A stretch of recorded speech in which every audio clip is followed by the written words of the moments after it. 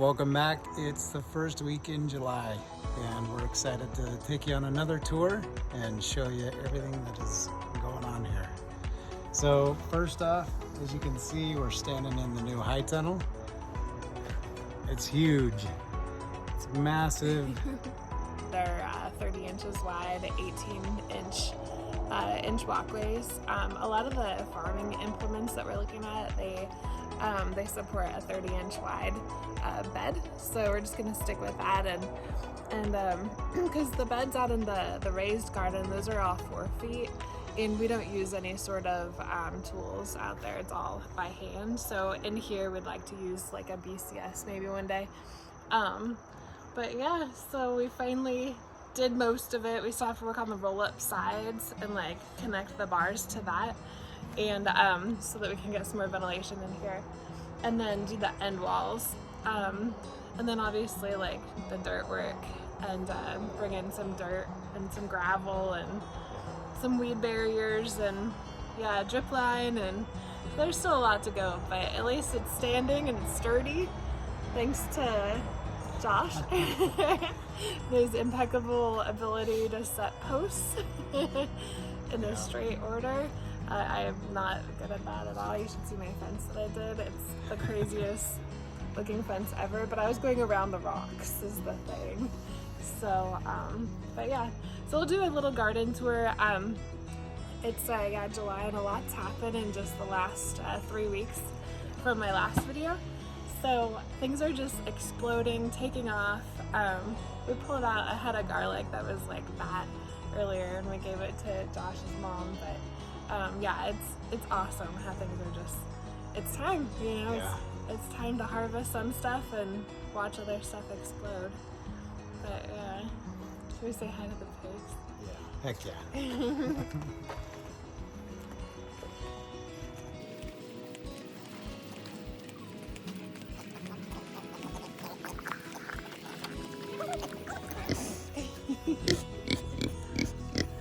They're so big.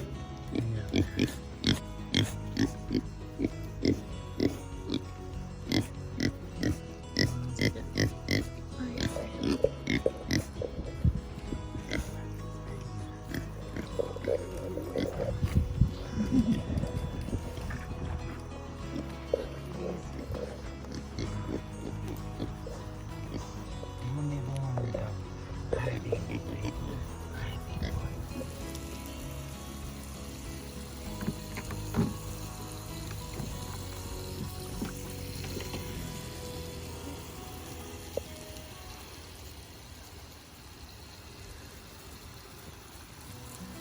What is it?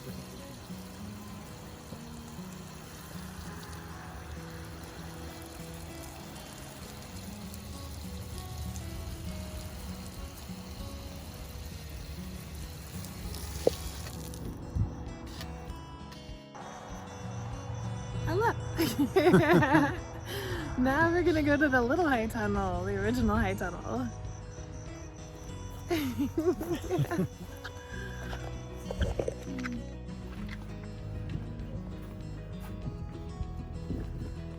that giant cabbage.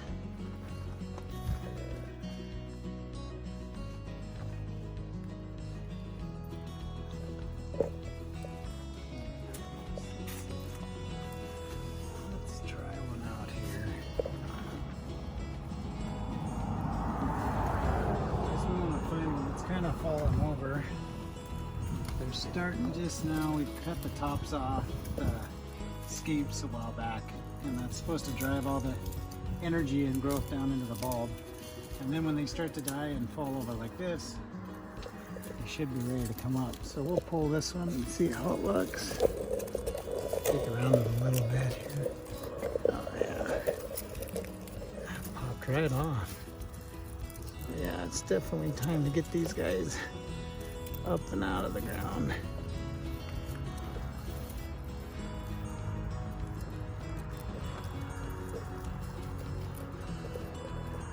Yeah, there's the bulb. So yeah, we're still figuring this out. We watch a lot of YouTube's videos as well, just to look at the recommendations on what they do, and And so yeah, there's some good looking garlic there. Maybe we should do another one and see what we get there. This one actually feels a little bit soft, like it died and fell over, but honestly this has got some moisture. It's probably just fine. We need to hang it, and I'm not even sure if I should have pulled those roots off just yet, but anyway, it looks good to me. We'll still dry it out on the rack and let the moisture come out of it. But let's pull one more. Let's see what we find.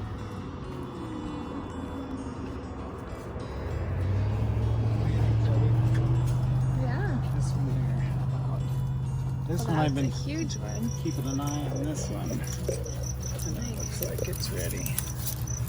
So, it feels like it's a little bit drier. So came out really nice. Yeah. Beautiful garlic.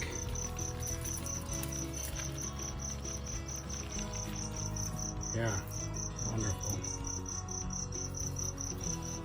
So we'll take these and we'll either stack them up.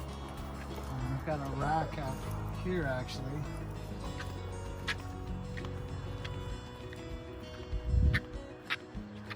We may come up with a little bit better system, but the idea with this pallet here is that we would run these through, let the stalk hang down, and it would rest like that. And we want to get them out of the smaller tunnel here, because that's, of course, we've still got a lot of moisture in there, and the idea is to dry them out. So we'll bring them out here where they get a lot more air and let them dry out.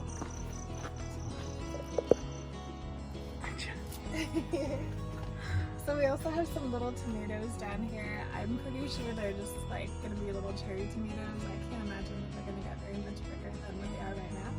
It's right down here. And these are volunteers from last year. So these might actually be yellow. What was that last year? Sun gold. So we have lots of those little guys. This over here is some flowering time.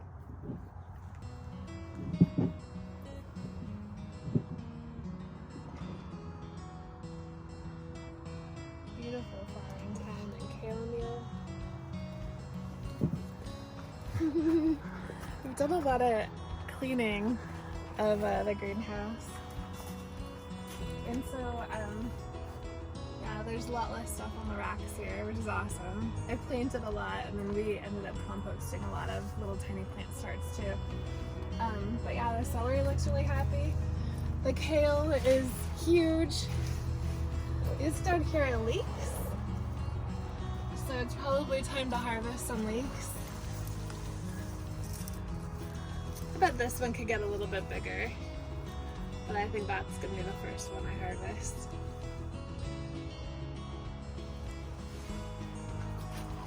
Should we go see the farm stand?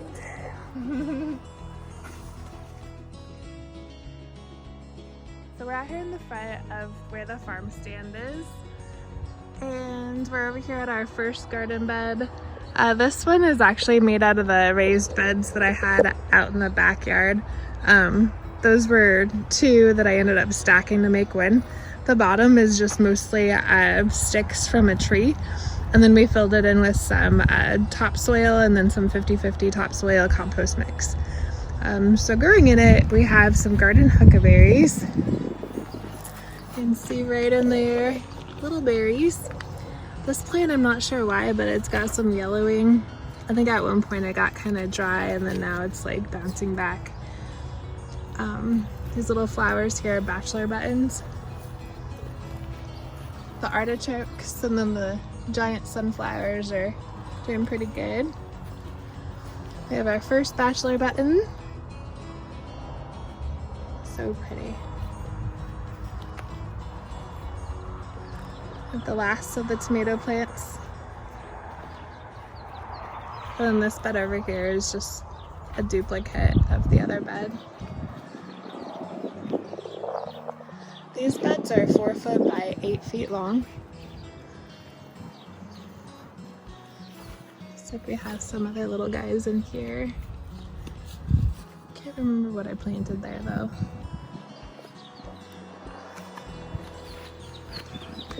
Yeah, these tomatoes are just checking out, and they're past due wanting to go in the ground, but we've been holding off. We've had some folks that buy tomatoes and go to plant them, and for one reason or another they don't do well. So those are some of our favorite customers because they come back and not just to get them another plant, but to have those conversations that we love to have. You know, what's working and what's not working.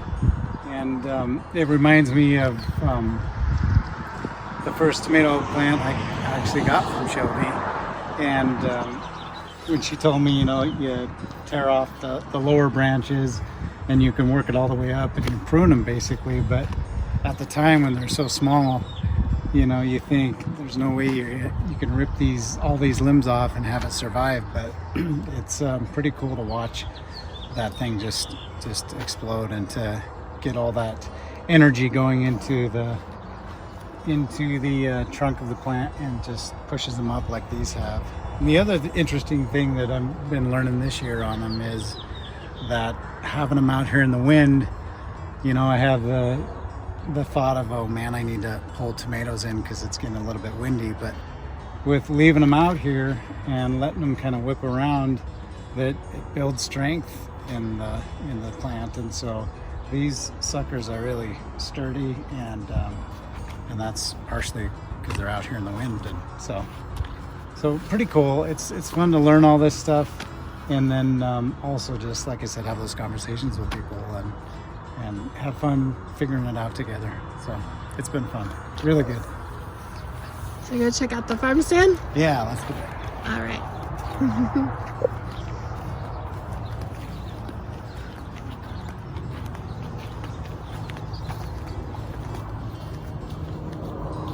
Kind of the last of our plants. We got some peppers over here. We've got some thyme.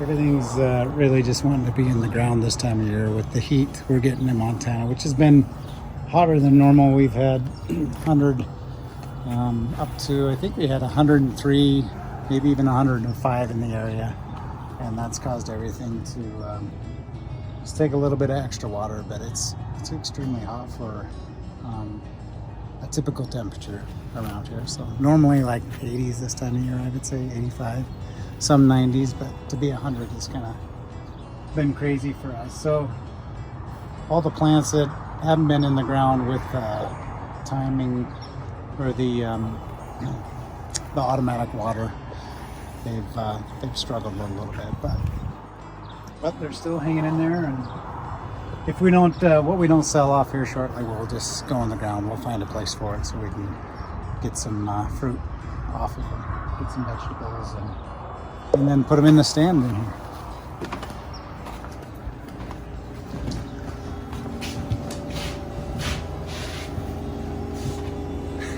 So yeah, we've got these great coolers. I think we introduced these the last time.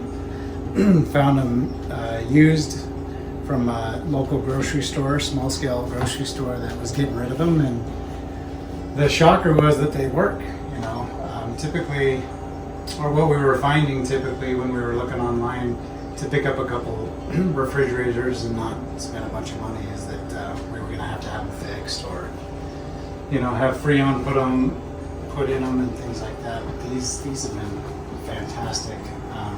Got them at Grizzly Grocery, and they've been great. We've only got one plugged in because that's kind of where we're at with our scale, but we're excited to start harvesting stuff out of the garden and fill all of it up. Do you want to talk about all your goodies you got in here? Sure. All right, so we have some soap, I guess is the newest addition. Honey vanilla jasmine soap, and then valerian and jasmine soap, and then of course the lip balms.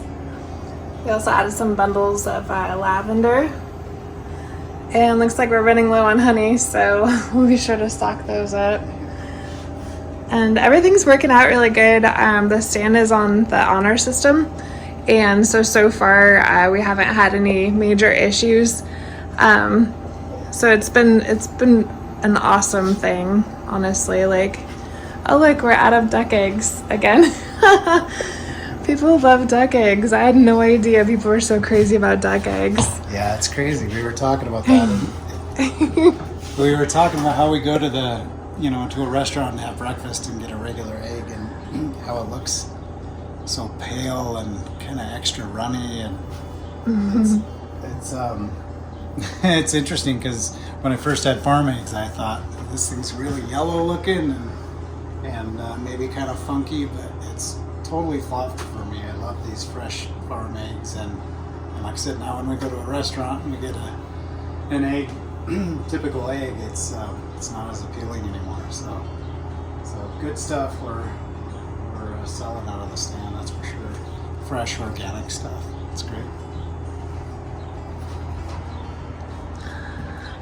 So our broccoli is probably really close to being past the time of harvesting. We have some little yellow flowers and on the side. We also ripped out a bunch of lettuce and stuff that was had bolted, and in its place I've added some stevia, which is here's a couple of them down there. So if you pull off the leaves and you pop it in your mouth, or you throw it in with your iced tea or whatever, it's super, super sweet. You gonna go for it? I'm going for it. You have to tell us all about it. It takes a second, but then... Yeah, that's good. But then it's your whole mouth it feels like you just swallowed a pack of that artificial sweetener. It's the weirdest thing. Yeah. It's just a hint of bitterness, but a whole bunch of sweet. So I wonder if that's just from the leaf itself, but you could definitely taste the sweetness in there. That's amazing. Yeah. Good stuff. So bizarre. There's another much healthier one back there in the corner next to the tomato plant. So yeah, some more lettuce that just started to bolt.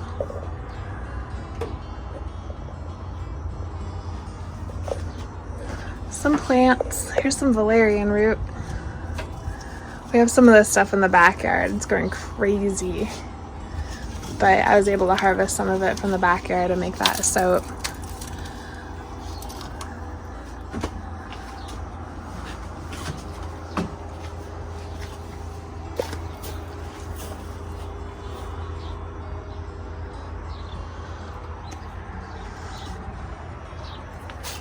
Potatoes.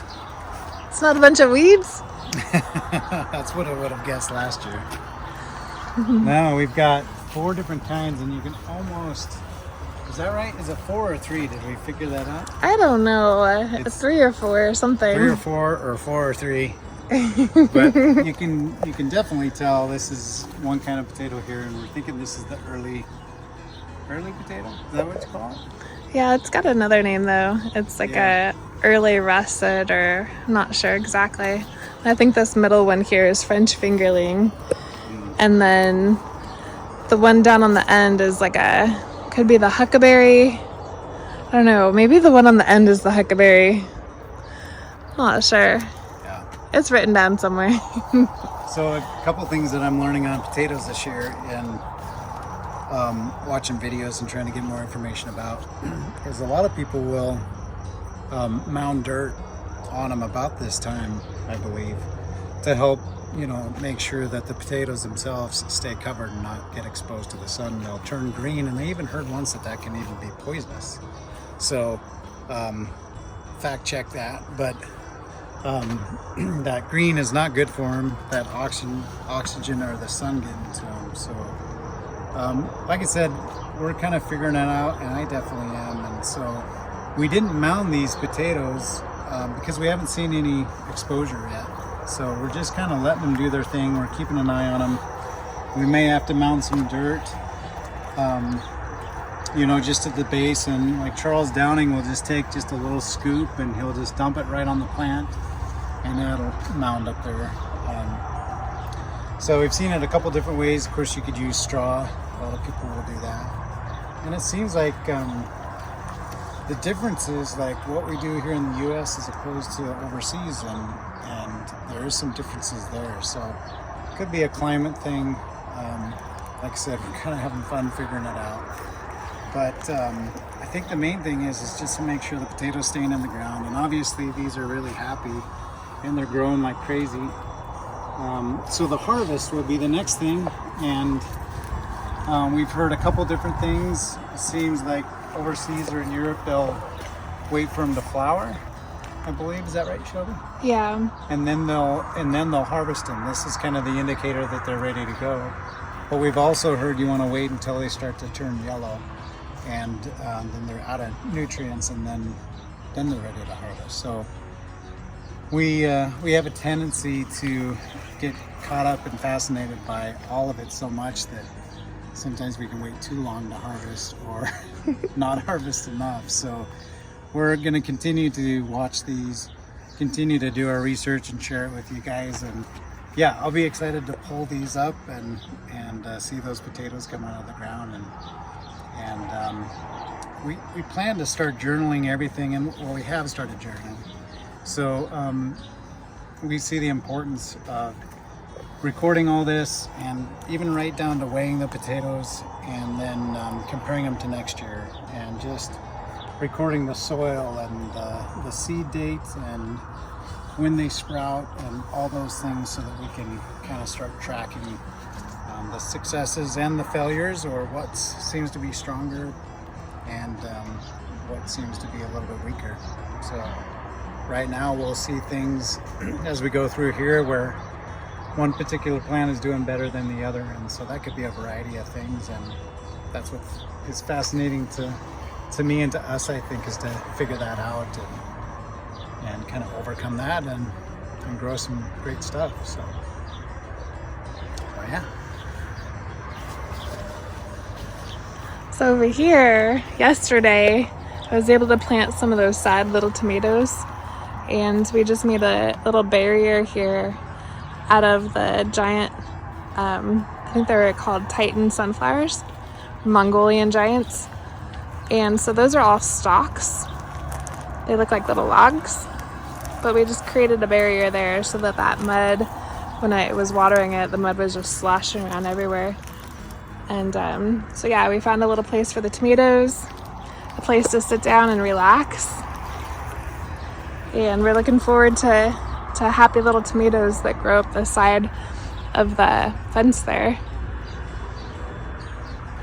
One thing about being organic is that you have to be careful of where you plant things. And so we weren't able to plant along the original, or this fence line in the background there, because those are treated posts. And so that's why we have this gap there. So that gap is probably, I don't know, I'd say like 4 feet wide. Yeah. Over here, and then along this side the gap is much wider, but that's all to keep the beds protected from the treated posts. But that wasn't an issue with these posts, because these posts have been there for, what would you say, how many years do you think they've been there? Geez, I probably put these in, I don't know, 15 years ago maybe? 15 years ago, yeah. So definitely been here a while. Yeah, so anything that has been, any chemicals that were in the post have long since leached away, and so we don't have a contamination issue. But if you ever have questions about like what's organic and what's not, just making a phone call to the state organic office is really the best way to go. Because if you don't, and then you go ahead and do something like that, and it turns out it's wrong and you can't be certified anymore, then you'll lose your certification, and it's pretty expensive. We got some beans. Yeah, we do. I'm gonna do my best. These are bush beans. Yes. Right here. And these are another kind of beans. These are Homestead. Homestead? Oh, Homestead. I wouldn't even have guessed close. Yeah, look at this. Here's the winner. Is that the highest one? He made it to the top of the trellis. And he's out of focus. There it is. He's almost to the top. Wow. What, like Last night was maybe around here, I think. So Isn't that these funny? guys are moving fast. Yeah. That's great. That's awesome. More tomato plants. Yeah, volunteer tomatoes. This trellis last year was the tomato trellis. So tomatoes fell off. They seeded in little clumps. So here we have like a clump of tomatoes chilling out with the beans. There's some also on the other side there. And so another part of the organic stuff is rotating your beds. These beds are on a heavy rotation. And so what that does is the tomatoes, they take away and they add nutrients to the soil that the beans benefit from. And so that's why we planted the beans right after the tomatoes. And then they also trellis. So they're both do get a lot of support. That's my trellis joke. From the trellises. Looks like we got a weed here. It's so hard to not pull weeds on these garden tours. But we have some beautiful scarlet runner beans down here. I believe the flowers are red or scarlet color, and then the beans are going to be a purple color. Like a red, pink, and purple. That's my guess. I'm pretty sure that that's what the seed packet said. We got the eggplants are flowering. I don't know if there's any little guys though. Might be too early. We have Matoyo and let's see. Can't remember the other name. But one is Matoyo. I'm probably saying it wrong. It's like a long, skinny Japanese one. And then the other one is more of like a traditional one. Which is, I believe... Look at that guy.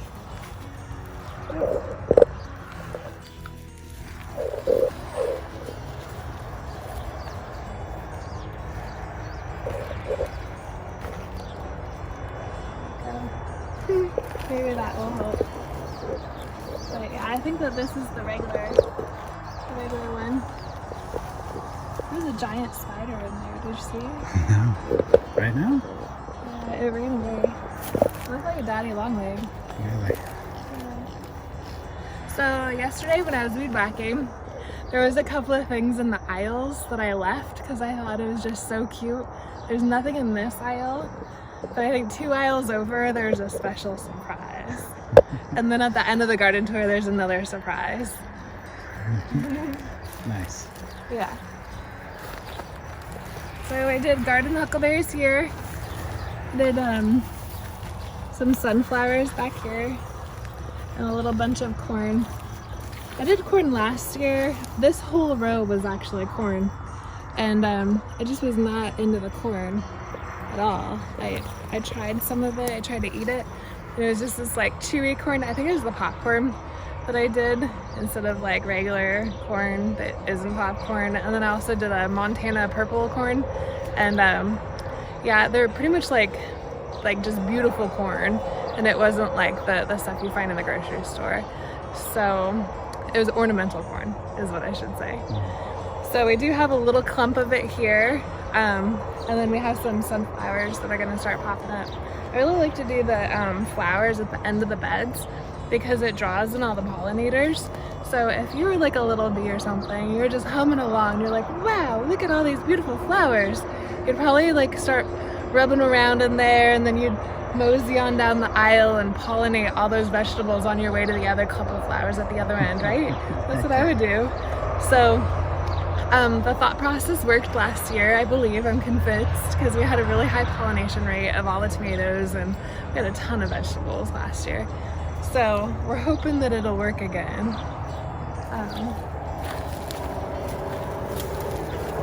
Yeah, we have some St. John's wort that is flowered. I don't really know what to do with this stuff, to be honest. So we're just using it, letting it go crazy for the pollinators again. Just to draw in all those cute little animals. Or insects, not little animals. We have some white beans down here. These beans are about that big. And it's a white broad bean. They're just really slow growers. I have a bunch of volunteer tomatoes also that we could remove.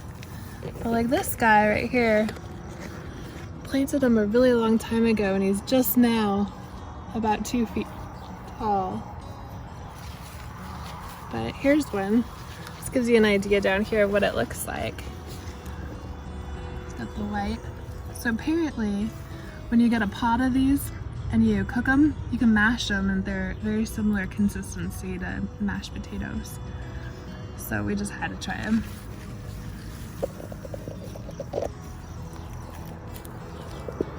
Yesterday we harvested our first 3 zucchinis. Yay! Yay! So we ate 2 of them with our steaks and we gave the other one away. And so we have more. There's a giant one, I just saw it. I guess it's not that giant, but should we let it go another day? Yeah. Okay. Yeah, and there's one down the road here that's bigger than that one too. Yeah, that's bigger than this one? Yeah. How does that happen? I guess it's the water in the sun. Weird. Over here is just like a ton of sunflowers. I believe these are the purple sunflowers from last year. There's another spider. That's what the last one looked like.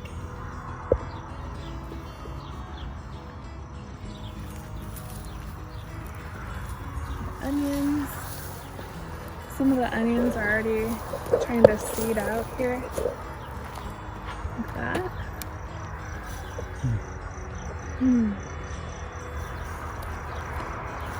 Oh, we have an aisle surprise.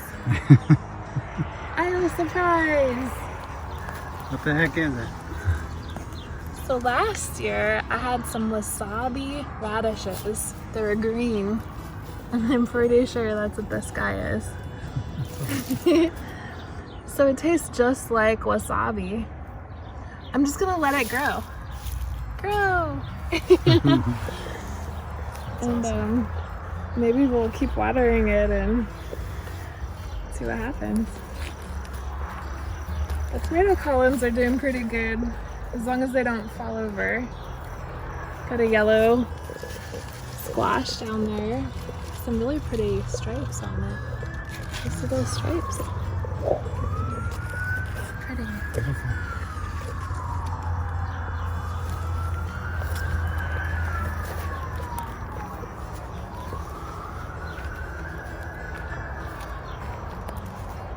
I think it was this one maybe I saw. Oh yeah. There's a big one down in there. That was really blowing up. Yeah. Some more on the other aisle too.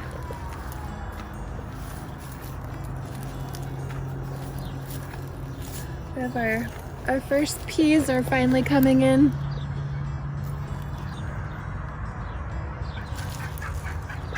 Oh, looks like a turkey bird found us. So do you want to talk about this situation over here? Oh man, this is so sad. So we've been coming out here to this. It's the saddest thing ever. So what it is it's our peas that have been nibbled off at the base.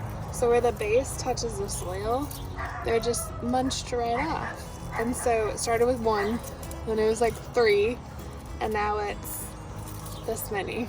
A lot. That's awful. And I don't know what it is, like maybe like a little vole or a mole or something. And it's right now it's only in this bed, but about a week ago it was in the other bed. So that's the other thing with like organic is you can't put out poison because then you could contaminate your soil and your veggies. So it's like, what do we do? I don't know, what do we do? Live traps? Or just let it happen? The good thing about this box, this trellis, is that we already planted behind the peas something else. So we have, I believe it's kukuzi squash that's coming in, because we knew that with the hot weather we'd end up losing the peas anyways. So right back here we have squash plants that are going to end up going up the trellises. So I guess it's not that bad. It's not the end of the world. They are just peas after all, and peas are temporary. So, and there's still plenty of other trellises that have them.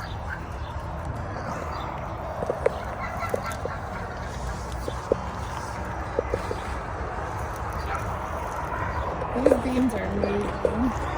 And after we see all that, we can turn around and get happy again with this stuff. This is thyme that's flowering out, but man, I could stick my face in this and just sniff all day. It's so good. Amazing smelling. The stuff you get in the store, it just doesn't compare at all. This stuff is just so fresh and very, very tasty. A couple more zucchinis popping up right here. Cute.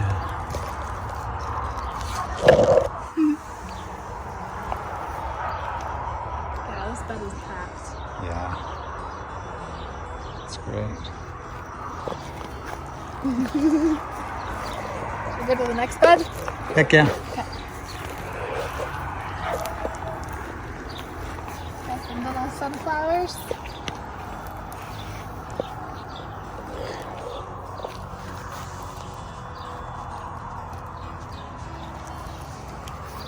More peas. And the King Tut peas. I love these things. They end up getting really fat when they're ready to go. They get about triple the size of that. And pretty little flowers.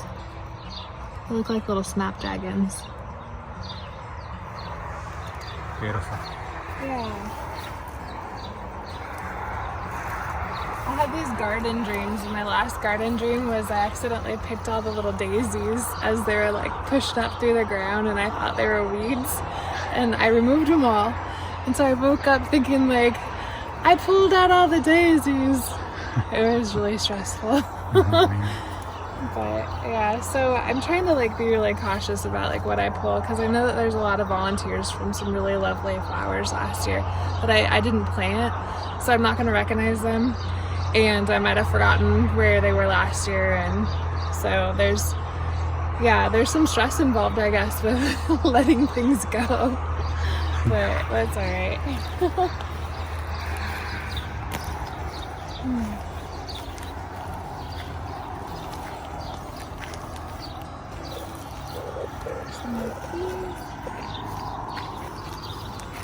Looks like something's missing there. It kind of does. Oh, they're just falling over. Have you noticed this? Like this is. The little holes. What is that? I wonder if that's an indication of what's. They are coming back. That little thing wrenched off this too. Isn't that crazy? It's almost like maybe a vole or something that's coming up from underneath the ground. Yeah. I don't know. How do they cover it behind them? Oh, it's weird. It's so sad. Well, I guess if anybody out there sees what we're seeing and knows what we're dealing with, you know, shoot us a message and let us know what you think it might be and what we can do to kind of mitigate it.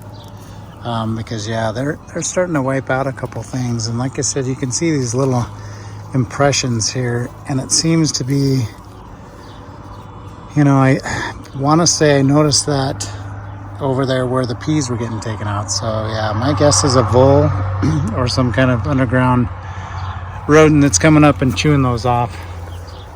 But yeah, send us a message if you have a suggestion on that.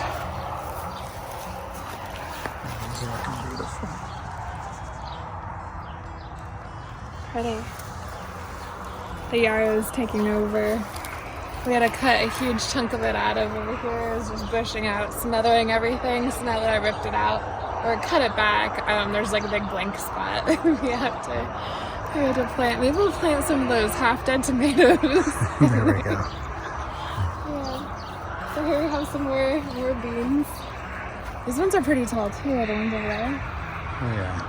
Yeah. So this can kind of give you a better scale of the new high tunnel and the room we'll have to grow in there. You know, it's just as long as this garden and about 30 feet wide, so we're really excited to use that space.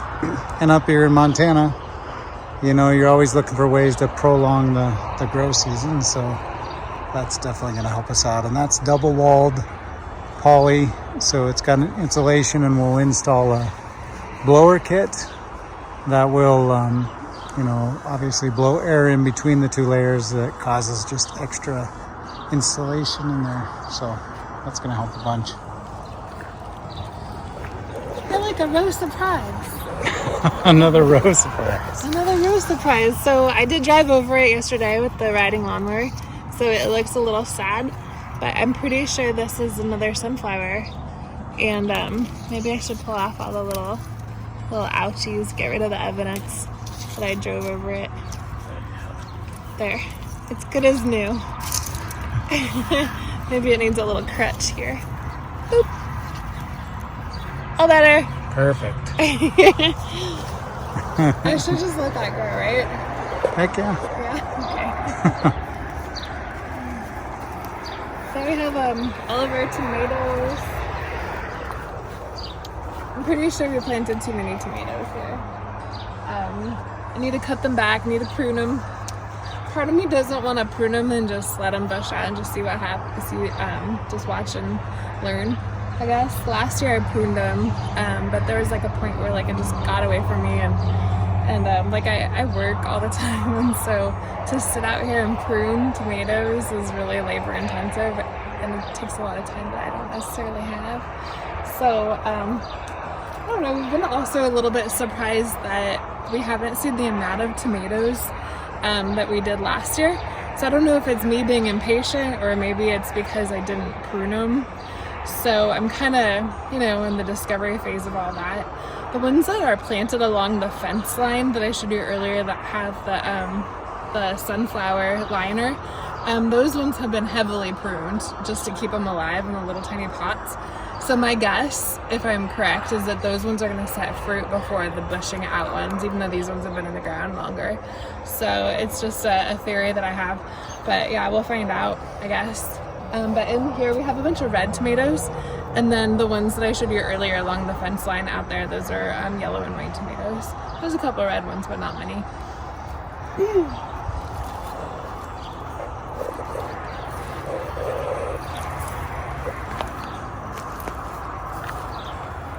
I planted some more of those white beans right over here. So hopefully those little guys will go up the posts here.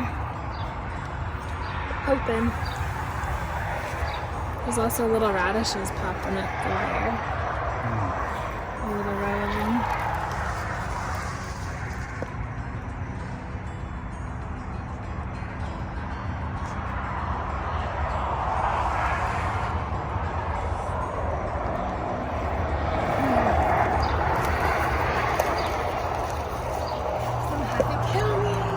Yay. It smells so good. Chamomile makes me so happy. It's so beautiful. There's some more garden huckleberries. Got some pumpkins, melons in there. Lots of flowers. Lots of weeds.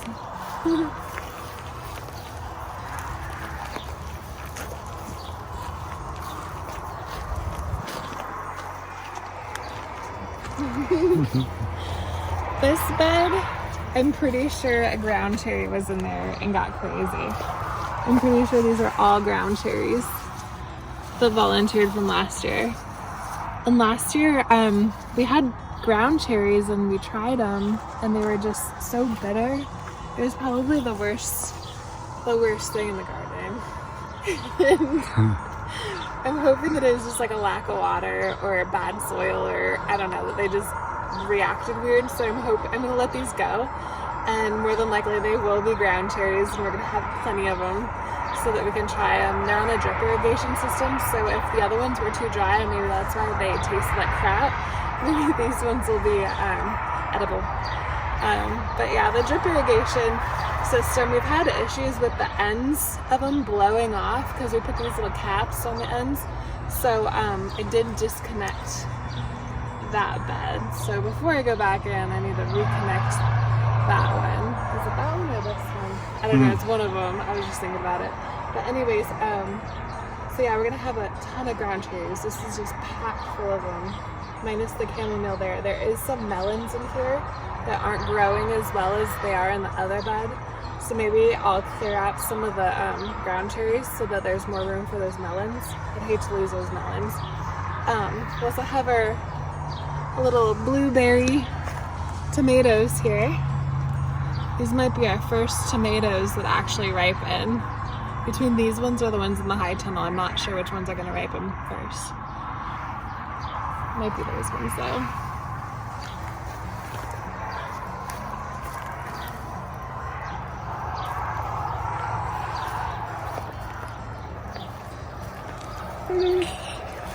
There are 2 beds left. Got the pepper bed and the lettuce bed. The yarrow bed. It's taking over. So here's all of our peppers. Here's some coming in like a cute little pepper. Got some weeds. There was one I saw the other day. It was a yellow and purple one. I think it's a little further down, maybe. Yeah. The hottest pepper that's in here is called the Apocalypse Scorpion. So the pepper itself looks like kind of like a tongue, kind of like a rotten, wrinkly, scary lizard tongue. That's a really weird description. So we have several of those plants, and I'm really looking forward to cutting those up and forgetting about it and wiping my eye and tearing out. That'll be great. Oh, I found the yellow and purple one. Beautiful. Yeah, pretty. It's so funny that such a big pepper can grow from such a little plant.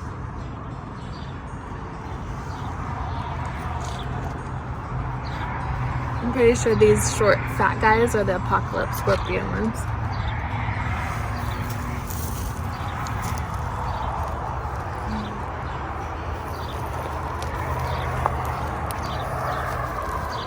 We have some sad Swiss chard, sad Brussels sprouts. What's happening is the chickens are jumping over the fence, and then this is the first bed that they see.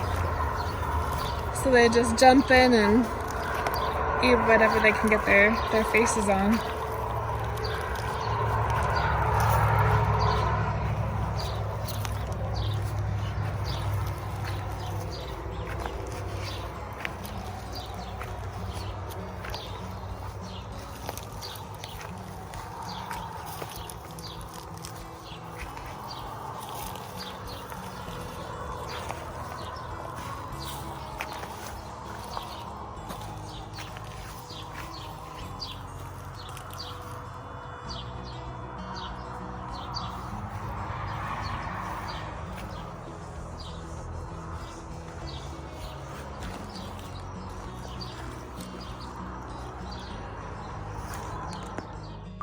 All right, that wraps up our tour. So thanks for coming along, and make sure you like it and subscribe it if you like it and you want to subscribe. I don't know what to say. We appreciate all the support, and we love doing these. So if you love them too, make sure you like it. Make sure you subscribe, and we'll keep doing them. Keep showing you. We'll keep learning together and having fun. So thanks for coming along with us, and we'll see you on the next one.